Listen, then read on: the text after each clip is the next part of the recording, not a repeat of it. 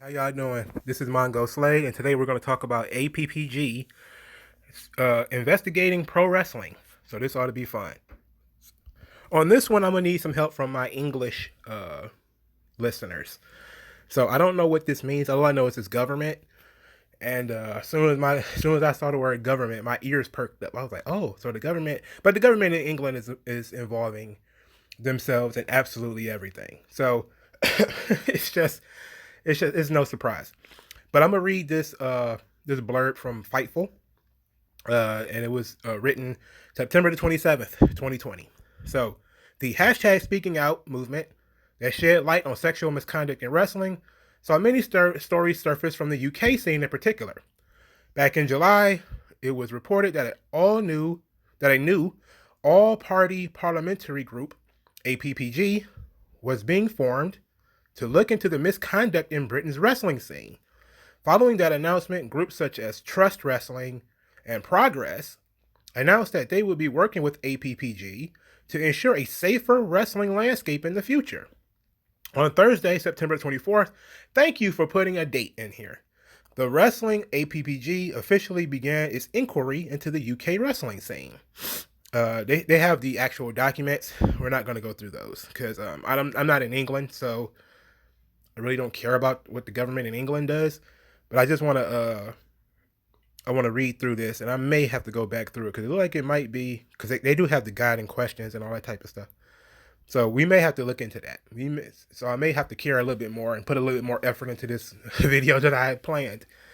But speaking with the BBC, Labour MP Alex Davis Jones, who is chair and registered contact for the newly formed APPG, spoke about how the disturbing reality this movement helped shine a light on. The disturbing reality and lived experience for many female wrestlers is more often than not, entrenched in misogyny, she said. I have heard horrific tales from female wrestlers who were faced with threats of rape or sexual assault, all in the name of friendly banter, quote unquote.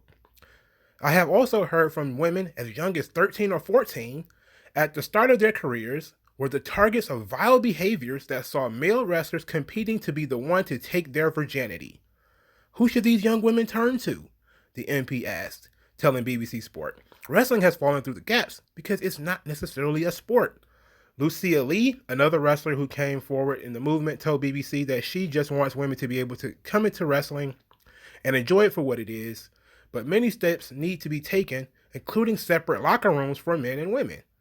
The main thing is going on to be promoters keeping an eye on that talent, monitoring what's happening in locker rooms, having separate locker rooms for men and women, just listening to people when they're reporting people. I really want girls to come into wrestling and enjoy wrestling for what it is because it's an amazing thing. Okay, isn't England one of those places where if you say you're a woman, you're a woman? So how could you have separate locker rooms for men and women? So should Marty Skrull have just said, I identified as a girl when I had sex with that 16-year-old girl? What were you going to do then? So, well, I guess. But look, I'm not surprised that the government is getting involved because it's becoming a government thing. Government is just involved in way too much. And, as a libertarian, that's one of my issues. It's too much government. But it's getting crazy. Okay, so this is the all-party parliamentary inquiry into professional wrestling in Great Britain. A call for papers. So I'm not going to read this whole thing, but here's what they said. The purpose of this inquiry is to investigate and evaluate the current successes, challenges, and potential improvements that could be made to the professional wrestling industry in Britain. The terms of reference are as follows. 1. To inquire into the current status of British wrestling, the contribution the industry makes to Britain, and the impact of COVID-19 pandemic on its success. 2. To review whether the current law and regulations governing the industry are fit for purpose and to uncover models of good practice. 3. To make recommendations rooted in best practice where possible for frameworks to improve or measures to support the industry. A list of guiding questions for submissions is enclosed. Those submitting evidence may, but do not have to, answer all the questions in their responses. He says the inquiry is seeking written submissions of no more than 2,000 words from interested parties before taking oral evidence. And it says that organizations and individuals will be wishing to take written submissions will be able to do so before November 27th, 2020. Okay, you can pretty much guess what's going to happen here. I haven't looked through this, so I'm doing this off the top of my head. But I can tell you right now what's going to happen because I know England. They're going to try to unionize the wrestling industry. That's what's about to happen. So if you like British wrestling, it's about to be over because it's going to be what, WWE and nothing else, and probably not even that if they unionize. But there's going to be a lot of people losing a lot of jobs, because it starts with the whole we just want to protect women, and then it goes from, well, in order to protect women, then there's going to be a pay gap, and there's going to be a bunch of other bullshit, a pink tax, and all this other stuff, and we got to unionize to help women. And then all of a sudden, it's going to be British wrestling is unionized, and WWE is going to be like, yoink, pull everything out of the UK. Pull everything out of the UK. It's going to be another problem. Okay, so here's a second document. It's called the Guiding Questions and Information. It says, in particular, the committee is interested in views on how the British wrestling industry has evolved over the past 2 decades, available data on the contribution of the industry to the economy, the cost of wrestling, and details of existing or emergent markets within or related to the industry, the impact of COVID-19 on promotions, promoters, wrestling talents, fans, and other connected within the industry, the impact of #SpeakingOut Speaking Out movement, and policy recommendations that should be considered in its wake, view on the current legislative and regulatory framework that the industry operates in, the applicability of UK employment laws, and the status granted to wrestlers in Britain.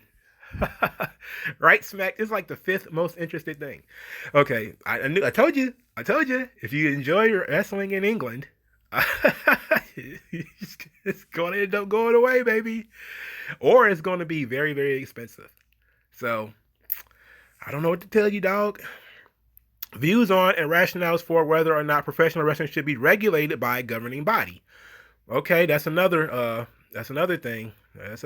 More government. That's what you need in England. More government. If so, what form that body should take? If not, what alternative methods for establishing appropriate controls would be welcome, if any? 3, how subscription to a governing body might be enforced. 4, what sanctions might be appropriate for failure to adhere to agreed standards. You already know what this is. It's going to be a licensing law. You have to get a license to be a wrestler. And I'm pretty sure you might already have to get one in certain places. And that's how they used to do it in the territories. You have to have a wrestler, he have to get a license, and then he have to go through the state athletic commission in order to get a job. But then the state athletic commission would be bought off by the territory. So if they wanted to blackball a guy, they would just deny him a license. That's like they used to do with promoters. Like if you wanted to run a show in Sam Muchnick's town, Muchnick would call his friends at the state athletic commission and be like, nah, we're not going to give him a license. And then the guy wouldn't get a license. This is how government involvement in business just does nothing but ruin the business. It might be fine for people who have the money to pay for the license. But then what about the people who don't have the money to pay for the license? And then what about the people who are going to be bullied out of the industry and maybe have their licenses threatened and all these sorts of things? Because that's what they're talking about here. If you're talking about laws, you're talking about consequences. So that means if you don't, let's say, let's run the simulation that somebody creates a union and you don't want to pay union dues. And they're going to snatch your license because you don't want to pay union dues. Okay? That's what we're looking at here. You're going to look at creating a bureaucracy within the wrestling business in Britain that is going to completely destroy the business completely. Or they're going to control it to the degree where only certain kinds of people are going to get in. And it's already a weak and terrible, look, England sucks, okay? I'm sorry, it just does. From the idea that you just have so much government in England. It's fucking embarrassing. I don't think it's as bad as Sweden or Germany. I think there's probably more government there. But the amount of government you guys have in England is absolutely embarrassing. And it's actually pretty bad in the United States too. But in England, it's the fucking worst.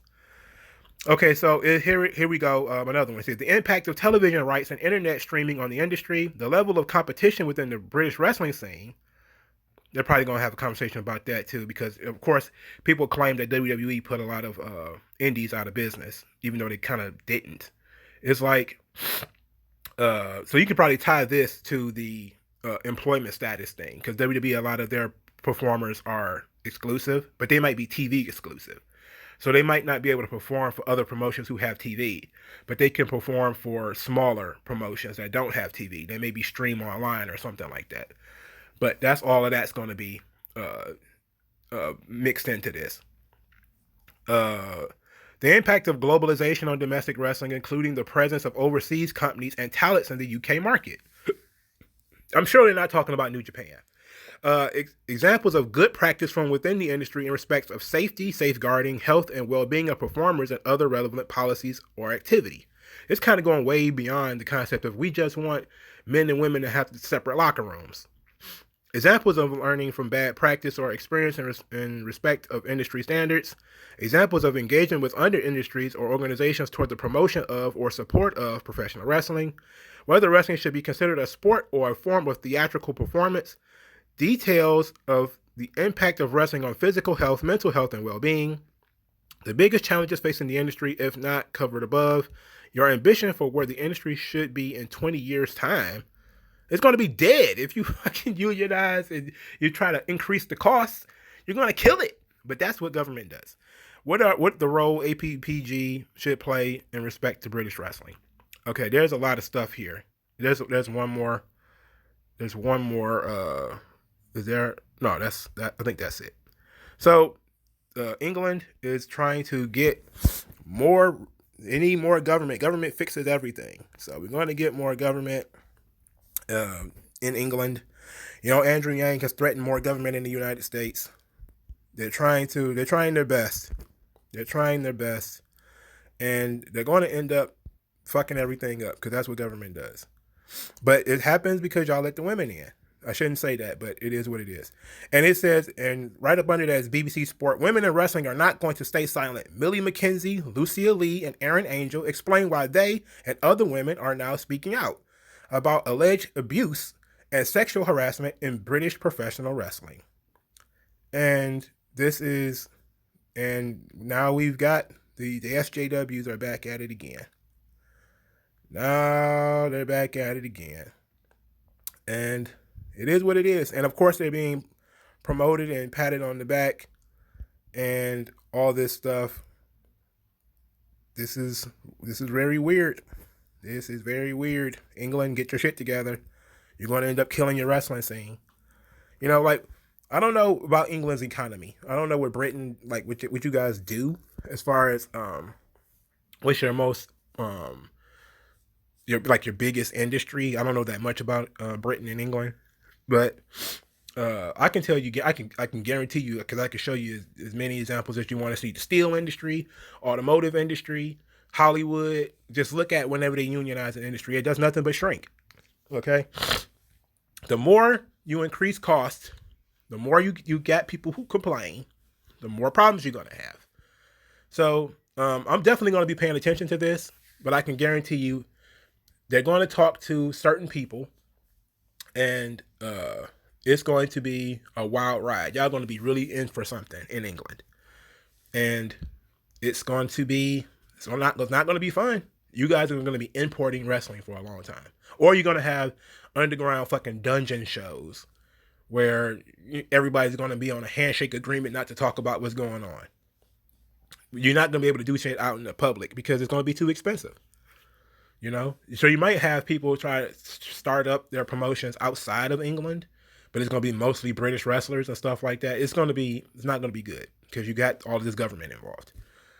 So, y'all guys keep me abreast of this situation, because maybe I'll just follow it through Fightful or Pro Wrestling Sheet or something. But if you're from England, let me know what you think about this, and do you think it's a waste of the government's time, or do you think the government should be doing this?